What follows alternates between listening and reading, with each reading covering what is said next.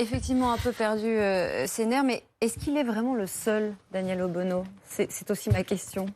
C'est-à-dire le seul. C'est-à-dire, est-ce qu'il est vraiment le seul à perdre ses nerfs? Est-ce que lorsque vous assistez à cette séquence et cet échange, notamment avec François Ruffin qui lui dit ça ne sert à rien d'être sur le terrain, retournez à vos fonctions, occupez-vous du travail que vous avez à faire, il dit la même chose à Pannier-Runacher. Ma question est, est-ce que les responsables politiques, dans leur globalité, ne sont pas en train de perdre leurs nerfs? Est-ce qu'ils ne sont pas finalement tous responsables du climat délétère qui règne actuellement? Non, je pense que c'est quand même faire un accéléré de la situation. Là, on a effectivement un débat qui est virulent, mais parce que vous avez des ministres qui sont en campagne. C'est quand même peut-être la situation un peu particulière. Vous avez rien moins que le garde des Sceaux qui est en campagne. Madame Pannier-Runacher est ministre également. Elle a un certain nombre de responsabilités, y compris sur la situation.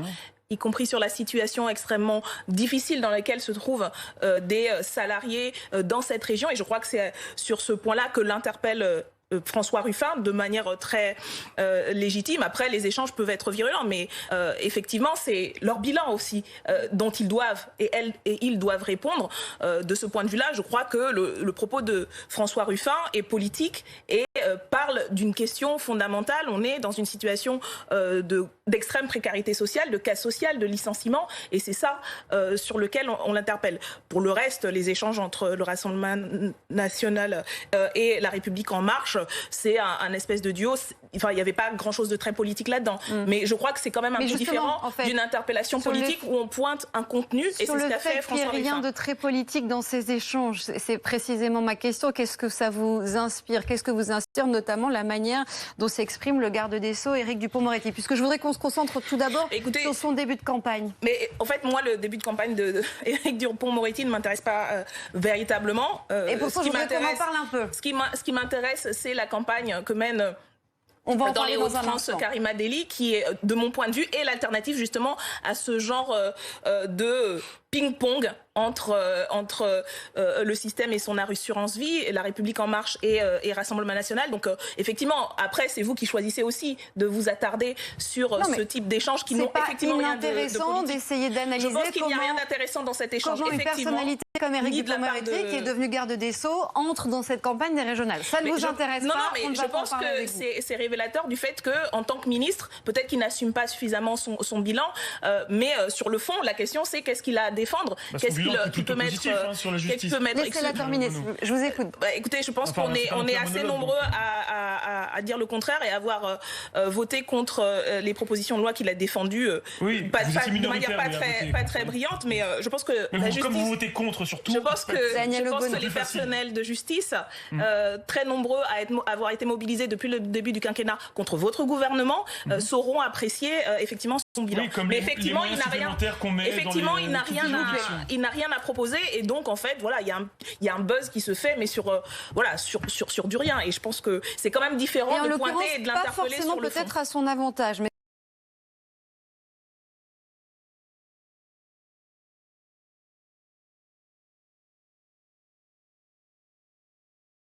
oui. L'autre séquence politique marquante de cette journée, ce sont ces images de Jean-Luc Mélenchon qui a donc été enfariné.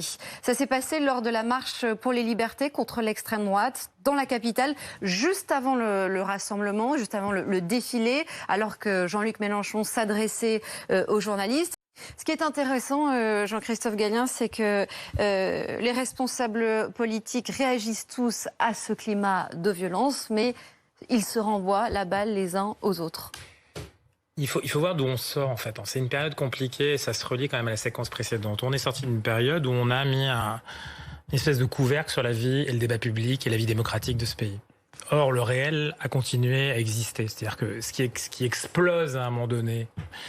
C'est pas forcément contre les gens et c'est pas forcément contre les hommes politiques, encore moins sur la classe politique en général, mais c'est... Oui, c'est quoi? C'est l'expression d'un pays névrosé ou ce sont des actions politiques? Il y a une émergence d'un réel qui n'a pas été soigné ni par l'anesthésie économique qui a prévalu pendant cette période-là et qui, on l'a vu sur les jeunes tout à l'heure, on le voyait avec ce qui s'est passé sur l'échange du réel politique. Oui, faire une campagne, c'est rentrer dans le réel du politique. C'est pas scénariser sa présence dans un débat d'assises, vous voyez ce que je veux dire? C'est très différent.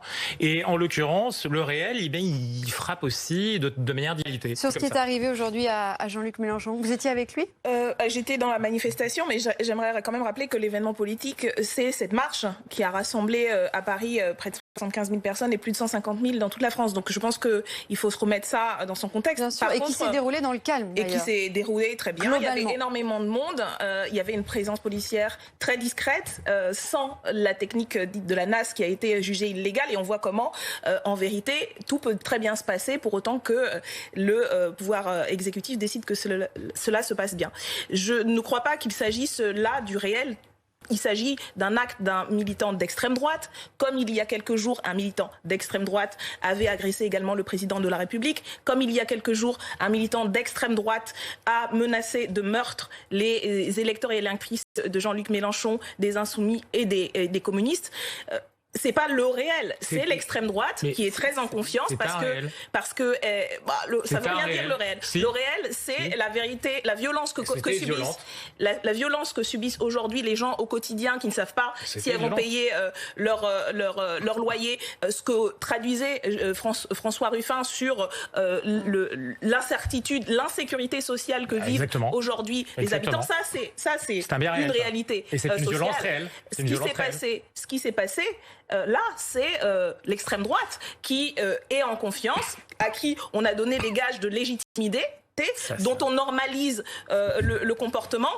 Il y a quelques jours, ce militant d'extrême droite, encore une fois, qui s'attaque au président de la République, tout le monde fait des sauts périlleux pour essayer d'expliquer qu'en fait ce n'est pas l'extrême droite, ce serait un anarchiste, ce qui n'est pas le cas, ce serait je ne sais pas quoi, un nord, etc. Je pense qu'il faut dire les choses telles qu'elles sont. En l'occurrence, ça a quand même été unanimement condamné par le Rassemblement national. Écoutez, ils peuvent toujours condamner. En même temps, la rhétorique de disqualification, les propos qui sont tenus, Jean-Luc Mélenchon à cette occasion a été traité de collabo. Toute cette rhétorique et ce discours politique qui est diffusé sur bon nombre de plateaux et qui est repris par des dirigeants politiques, c'est ça qui alimente et c'est ça qui donne aussi confiance à ce genre d'énergie. Jean-Luc Mélenchon, il n'alimente pas ce climat à sa manière lorsqu'il prédit un grave incident ou un meurtre dans la dernière campagne, dans la dernière semaine de la campagne présidentielle. Est-ce qu'il n'a pas, d'une certaine manière, sa part de responsabilité aussi ? Est-ce qu'il ne met pas de l'huile sur le feu ?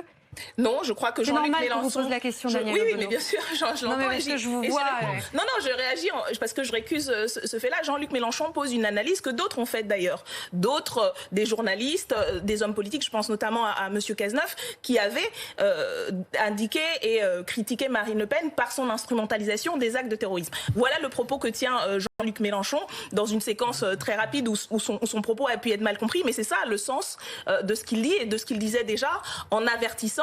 Et je pense que tous et toutes aimerions et préférions que cela ne se passe pas, mais les élections précédentes ont montré aussi qu'il y a malheureusement une instrumentalisation d'attaques terroristes, de crimes, de violences au quotidien qui devient un élément pour les uns pour expliquer pourquoi il faut encore plus de sécurité et les autres pour faire des tas d'audiences. Donc je pense que c'est ce diagnostic-là. Mais je crois que c'est quand même important de rappeler que Jean-Luc Mélenchon et la France Insoumise a toujours été très clair, a toujours pris position contre les attaques contre les élus, quels qu'ils soient, y compris de la majorité, et contre les stratégies de violence, y compris dans l'action politique. Je voudrais qu'on avance. Et je vous entendrai c'est quand même sur ce sujet. assez clair et incontestable. Iacovelli,